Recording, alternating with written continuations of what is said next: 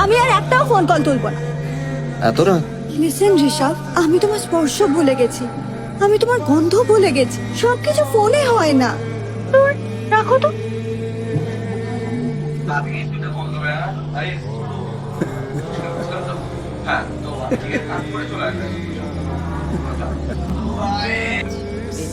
কি করছো? ছোটবেলা থেকে দেখেছি তুমি বড় মাসিকে প্রশ্ন করতে যে কোন রান্নায় কি মশলা দেবে। দিদি তো রান্নার একেবারে মাস্টার, এখন তো সব ফোনের মধ্যেই পেয়ে যায়। কিন্তু মা, তোমার মনে হয় না যে বড় মাসি এখনো হয়তো তোমার সেই প্রশ্নের অপেক্ষায় থাকে? এখন না কেমন চুপচাপ হয়ে গেছে জানিস। আগে কত জ্বালাতন করতাম, কত ঝগড়া হতো, একটা প্রাণ ছিল। এখন কেমন জানি সব চুপচাপ হয়ে গেছে। আচ্ছা মা, আমি আসছি। কোথায় যাচ্ছিস বাবু? এতদিন পরে এলি, একটা দিন তো বাড়িতে একটু থাক। চলে আসবো মা। আর তোমার এই চিংড়ি মালাইকারি ছেড়ে আমি কোথায় যাব বলো? আসছি। তাড়াতাড়ি আস। হ্যাঁ। হ্যাঁ একসাথে ভাঙে আমি কি করবো বলো? তুমি খেতে দাও না, আমরা একটু আসছি। এই চলো তো। তাড়াতাড়ি আস। ঋষভ, আমরা এখানে। তুমি কি পাগল হয়ে গেছো? চুপ করে আমার কথাটা মন দিয়ে শোনো, যেটা আমি বলছি। It's very important for both of us and our future.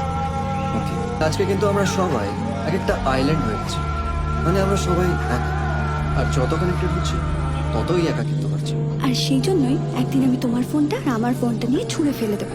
না, আমরা এই ফোনটাকে ব্যবহার করে আমাদের সমস্যার সমাধান করব। কিভাবে? আমি একটা অ্যাপ বানাবো, যে অ্যাপের থ্রু দিয়ে বন্ধু পাওয়া যায়। একটা একা মানুষ আরেকটা একা মানুষের সাথে দেখা করতে পারে, ওদের গল্প শুরু হবে। Dating app? না, শেয়ারিং অ্যাপ। জীবনের গল্পটা শেয়ার করতে পারবে, মুহূর্তগুলো শেয়ার করতে পারবে। কোনো জাত পাত, জাতি, ধর্ম, লিঙ্গ, রাশি কিছু ম্যাটার করবে না। মানুষ আর একা ফিল করবে না। It's brilliant. নাম কি ভাবলে? চিনে বাদাম। চিনে বাদাম? হ্যাঁ, মানে পার্কে বন্ধুদের সাথে আড্ডা মারতে গিয়ে এক ঠোঙায় হাত ঢুকিয়ে আমরা আগে চিনে বাদাম খেতাম না? সো নো মোর একাকিত্ব। জাস্ট অ্যাপটা ডাউনলোড করো and share your moment with a friend.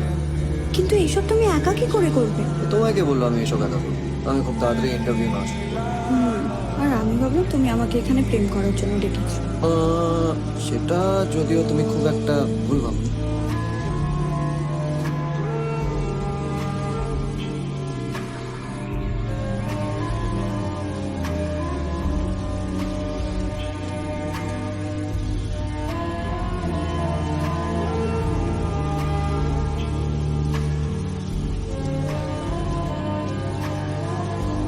Tell me something about yourself. কি জানতে চান বলুন, কতটুকুই বলুন। Well, আমি তোমার সিভি দেখছিলাম। Academics, work experience, not bad. Now tell me something যেটা এই সিভিতে নেই। বন্ধুত্ব তোমার জন্য কতটা ইম্পর্টেন্ট? ঠিক যতটা আপনার কাছে এই অ্যাপটা ইম্পর্টেন্ট, ঠিক ততটা বন্ধুরাই আমার ফ্যামিলি। ওরা আমাকে যতটা হেল্প করেছে স্যার, আমার বাবা মাও অত হেল্প করেন। Thank you.